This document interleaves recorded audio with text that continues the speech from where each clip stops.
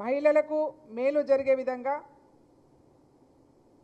రాబోయే రోజులలో సమాజాన్ని మరింత స్ట్రెంథెన్ చేసే విధంగా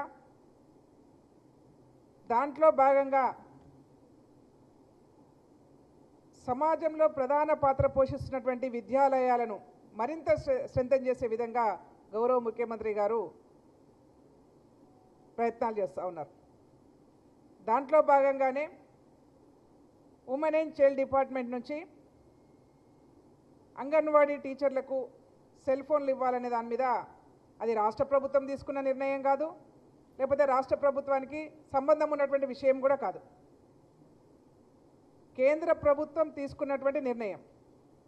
ఇక్కడ ఉన్నటువంటి డిపార్ట్మెంటు, ఇక్కడ ఉన్నటువంటి మా మంత్రి గారు, గౌరవ మంత్రి వారు సీతక్క గారు కంపల్సరీ ఇంప్లిమెంటేషన్ చేయాల్సిందే, ఎవరైనా చేయాల్సిందే. అది గతంలో కూడా చూసినాం.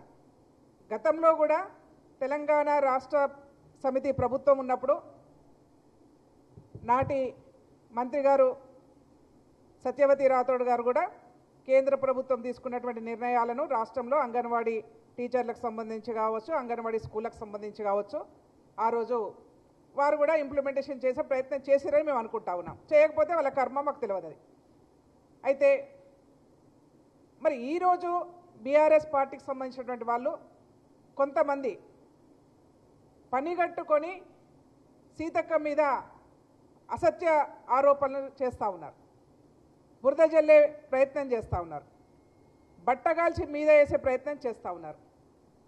ముఖ్యంగా సోషల్ మీడియాను విచ్చలవిడిగా వాడుకుంటూ సోషల్ మీడియా ద్వారా మనుషుల యొక్క, నాయకుల యొక్క ఇమేజ్ను దెబ్బతీసే ప్రయత్నం. ఏదైనా కానీ సోషల్ మీడియాలో పెడితే పబ్లిక్కి వెళ్ళిపోతుంది, వాళ్ళు ఏమన్నా చేసుకున్న తర్వాత బురద జల్లేస్తే ఒక అడుక్కునే ప్రయత్నం వాళ్ళు చేసుకుంటారనే పద్ధతిలో ఇవాళ బీఆర్ఎస్ పార్టీకి సంబంధించినటువంటి సోషల్ మీడియా చేస్తూ ఉన్నది. సీతక్క గారి మీద వస్తున్నటువంటి ఆరోపణలు కూడా మేము అదే విధంగా భావిస్తూ ఉన్నాం. ఇక్కడ భయపడో బాధపడో కాదు, మీరు చేస్తున్నటువంటి అసత్య ఆరోపణలు ప్రజల్లోకి వెళితే అవి అనేక రకాలుగా వేరే ప్రభావం చూపిస్తాయి. మంచి కన్నా చెడు ఎక్కువ తొందరగా బయటకు వెళ్తుందని చెప్తారు కదా.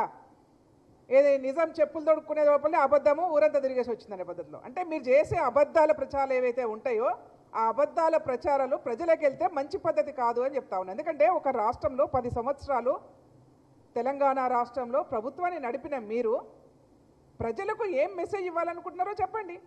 ఒకవేళ కాంగ్రెస్ పార్టీ ప్రభుత్వంలో తప్పులు జరిగి ఉంటే మీరు గౌరవప్రదంగా సూచనలు ఇవ్వండి, సలహాలు ఇవ్వండి, అంతేగాని మేము బట్టగలిసి మీద పడేస్తామనే పద్ధతిలో ఆరోపణలు చేస్తే మంచి పద్ధతి కాదని కూడా ఈ సందర్భంగా నేను తెలియజేస్తా ఉన్నాను.